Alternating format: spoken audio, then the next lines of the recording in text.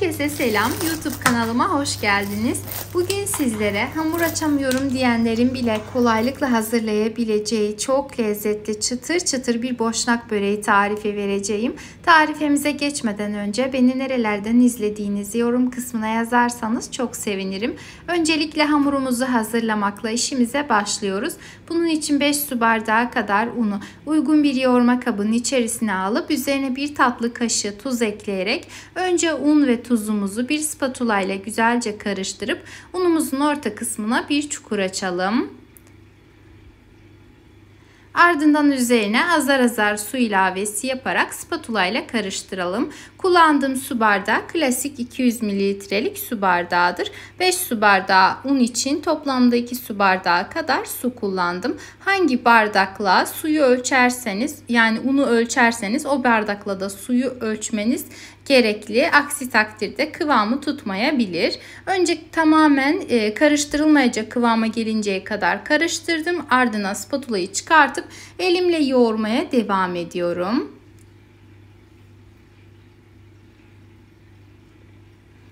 Hamuru tamamen toparladıktan sonra tezgahımızın üzerine alalım ve yoğurmaya devam edelim. Bu aşamada elinizle hamuru açarak, yani üzerinden bastırıp bir taraftan da açmaya devam ederek bu şekilde yoğurursanız çok daha pürüzsüz ve güzel bir kıvam elde edeceksiniz. Hamur ne kadar güzel olursa daha sonrasında böreğiniz de bir o kadar güzel olur. Yani açması da bir o kadar kolay olur. Hamurumuz bu aşamada, yani başta aşamada birazcık ele yapışkandı ama hiç un kullanmadan yoğurmaya devam ettikçe elastiki bir kıvam alacaktır.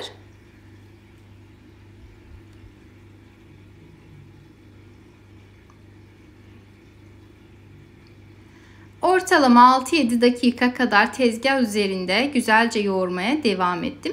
Son olarak kıvamını özellikle sizlere göstermek istiyorum.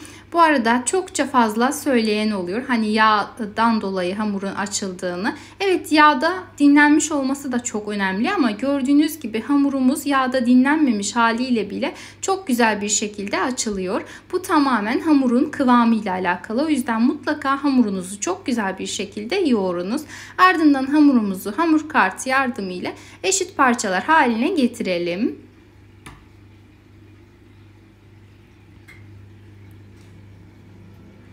Önce 8 eşit parçaya böldüm.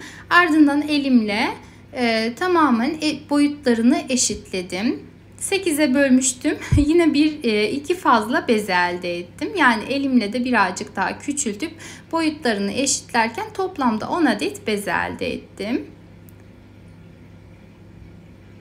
Bezelerimizi hazırlayıp kenara aldıktan sonra üzerlerini bezle kapatalım ve bir tanesini tezgaha alarak açmaya başlayalım.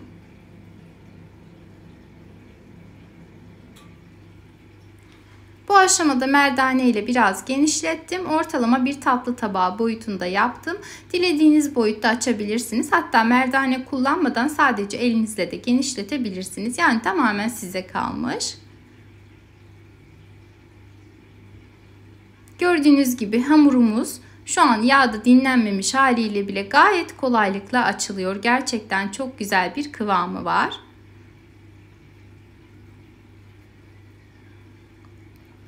Dilerseniz sadece elinizle bu şekilde genişleterek de aralarına yağ sürebilirsiniz.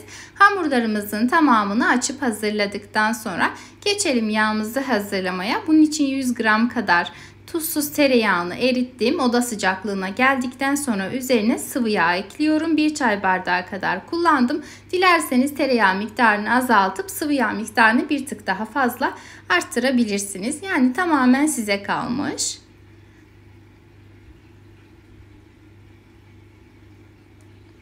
Yağımızı karıştırıp hazır ettikten sonra uygun bir tepsi veya derin bir kase alalım. Önce içerisini güzelce yağlayıp ardından hazırlamış olduğumuz, yani açtığımız hamurlardan bir tanesini içerisine yerleştirerek üzerini tekrardan yağlayalım ve bu şekilde sonuncu hamura kadar devam edelim.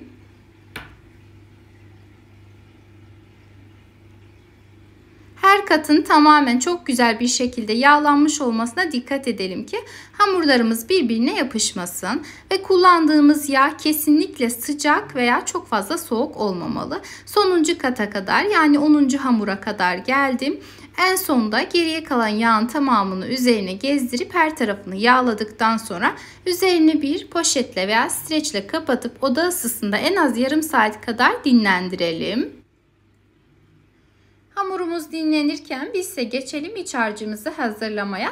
Ben ıspanaklı bir iç harcı tercih ettiğimden ıspanak kullandım. Dilediğiniz iç harcını kullanarak bu böreği hazırlayabilirsiniz. Önceden ıspanaklarımı güzelce yıkayıp kuruması için, yani fazla suyunun akması için dinlendirmiştim.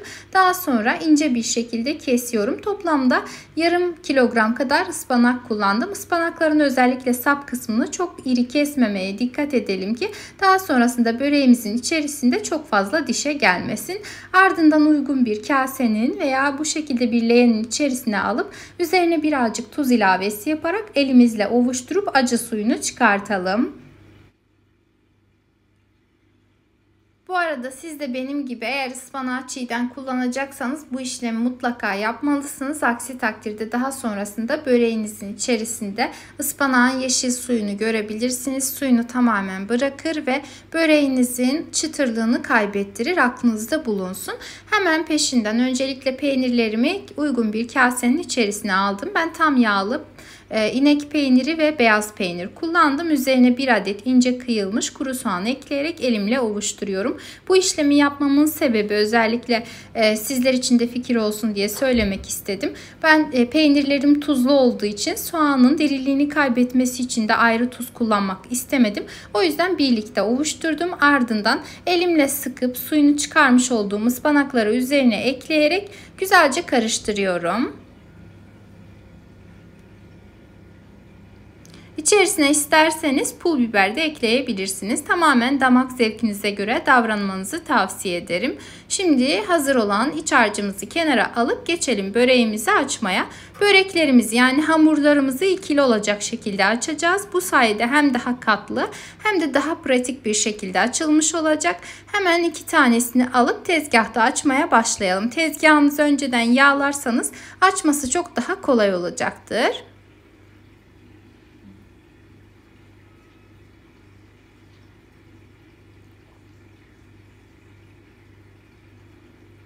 Hamuru alırken biraz uğraşmış gibi görünebilirim. Sadece kenarlarını eşitlemek adına yavaşça aldım.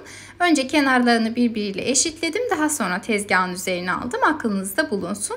Yani siz de alırken her iki tarafını eşitleyip bu şekilde yaparsanız çok daha güzel olur.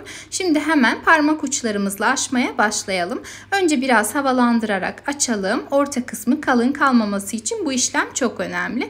Ardından orta kısmı yeteri kadar inceldikten sonra elimizle çekiştirerek açmaya devam edelim.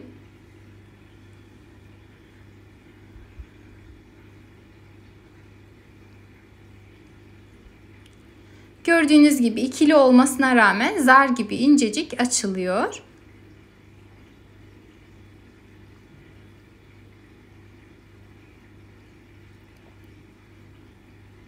Bu kenarından çıkan hamurlar için de bu arada bir değerlendirme videosu çektim. O videoyu da en kısa zamanda sizler için paylaşacağım. Takipte kalmayı unutmayın. Çok fazla soran arkadaş olduğu için özellikle ayrı bir video çekmek istedim. Şöyle gördüğünüz gibi yuvarlayıp hazırladım. Onları yağda dinlendireceğim ve daha sonra onun da tarifini farklı bir videoda sizlere aktarmaya çalışacağım inşallah. Şimdi hamurumuzun üst kısmına, yani baştan birazcık aşağıya doğru kısmına iç harcından yerleştirip elimizle düzeltelim. Ardından önce kenarlarını içe doğru getirip daha sonra üst kısmını da içe doğru kapatarak hamurumuzu yavaşça rulo haline getirelim.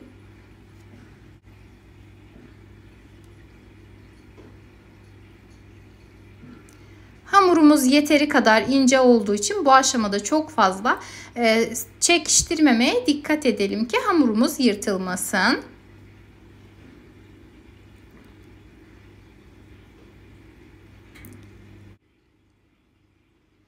Ve hazır olan böreğimizi fırın tepsimizin içerisine güzelce yerleştirelim. Ben şöyle klasik yuvarlak bir tepsi kullandım. Sizler dilediğiniz şekli vererek hazırlayabilirsiniz. Önemli olan böreğin açıp bu şekilde hazırlanma aşamasıydı.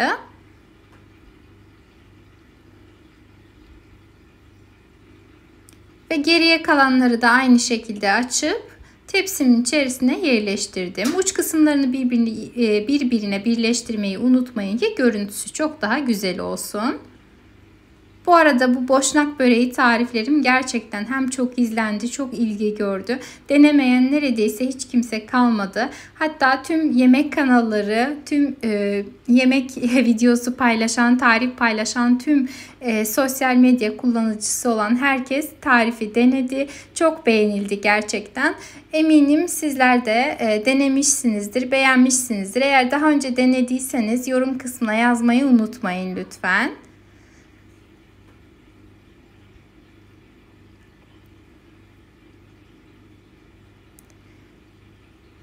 Yine yeteri kadar açtım. Hemen üzerine iç harcından yerleştirerek kapatmaya devam ediyorum.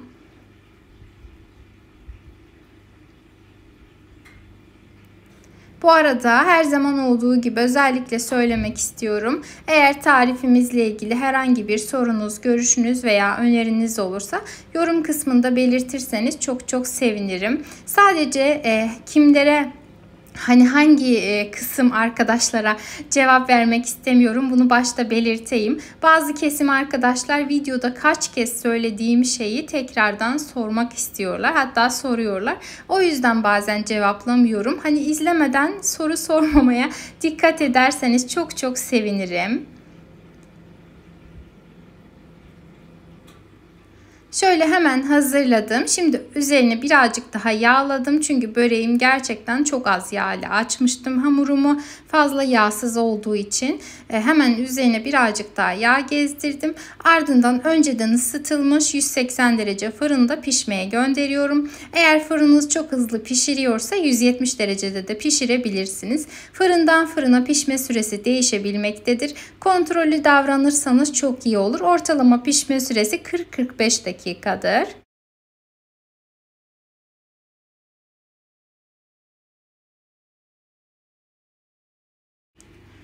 Ve ıspanaklı boşnak böreğimiz fırından çıktı. Üzerini kapatmadan muhafaza ederseniz kesinlikle çıtırlığını en az bir gün kadar koruyacaktır. Dediğim gibi üzerini kesinlikle örtmüyoruz. Eğer yumuşak tüketmek isterseniz tabii size kalmış. Üzerini örtüp o şekilde de dinlendirebilirsiniz.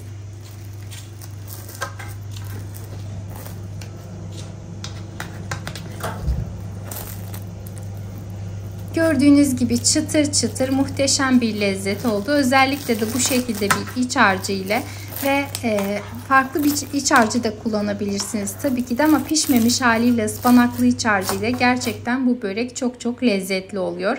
Eğer daha önce denediyseniz yorum yazabilirsiniz. Denemediyseniz de mutlaka denedikten sonra deneyecek olan herkese fikir olmak amaçlı deneyimlerinizi yorum kısmında belirtmeyi unutmayın.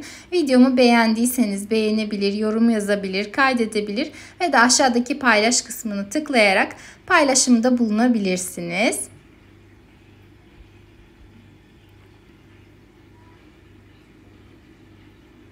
Hemen içerisinde şöyle sizlere göstermek istiyorum. İkili açmamıza rağmen gördüğünüz gibi incecik ve de çok güzel oldu. Eğer bir sonraki videolu tariflerimden haberdar olmak isterseniz kanalıma ücretsiz bir şekilde abone olarak bildirim zilini tüm olacak şekilde etkinleştirmeyi unutmayın lütfen. Kendinize çok iyi bakın. Allah'a emanet olun.